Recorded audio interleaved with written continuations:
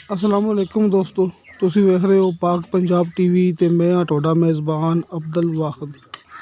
दोस्तों सब तो पहले तुसी अपने चैनल नूं करो सबसक्राइब ते नाल ही बैल आइकन नूं करो दोस्तों, ताकि साडी अगली वीडियो दा नोटिफिकेशन तुहाडे तक पहुंचे।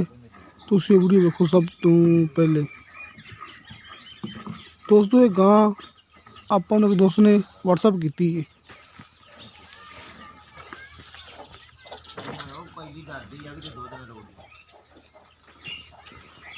दोस्तों पहला सुबह सून वाली है, सून तकरीबन 1 महीना पिया है। दोस्तों अपने दोस्त ने व्हाट्सएप भेजी है तो पहला सुबह सून वाली है। दोस्तों सून बिच मालिक ने कहा मेरी गारंटी है मालिक की 1 महीना लगेगी, कच्ची गाय दोस्तों भी। बाकी दोस्तों किसी मेरे दोस्त ने नंबर लेना हो मालिक का वो भी मैं दे सकना। दोस्तों मूवी के विच मैं नंबर मालिक का नहीं देना है, क्योंकि दोस्तों कई मालिक होंगे ने जो नंबर देंगे ने शौक नाल, लेकिन कई होंगे ने जो अपना नंबर नहीं देंगे है।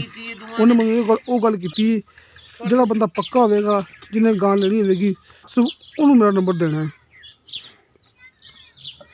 दोस्तों कल ये वीडियो नहीं, मैं जिन्नी मूवी अपने यूट्यूब पर मैं अपलोड करता हूँ ना, तुसी हर चीज़ की हर मई की हर गां के मालिक की तुसी मेरे को नंबर ले सकते जी।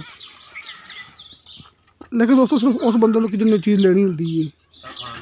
दोस्तों जो मेरे को बंदे जो मेरे को गाहक है ना, जो मेरे को अपने मूवी मैं तुम्हें अपलोड करता हूँ ना, दोस्तों खुद मैं वो गल करते हैं कि नंबर उनका दिया कर, साडा नंबर जो बंदे ने चीज़ लेनी है। क्योंकि दोस्तों कई होंगे मालिक जी फिर किसी ना फालतू गल्लां नहीं करते होंगे। तो इस गां के मालिक ने मैंने ये गल की घर की गां होंगी, व्यापारी नहीं है। उन्हें कहा जो दोस्तों लवेगा गां उन्होंने मेरा नंबर दे दिया जी। दोस्तों इस गां का 1,60,000 मुल किया है, 1,60,000 जिद आप प्यार मुहब्बत करवा लाँगे। दोस्तों मेरा नंबर डिस्क्रिप्शन में लगे होगा। दोस्तों मिलेंगे अगली वीडियो। अल्लाह हाफ़िज़।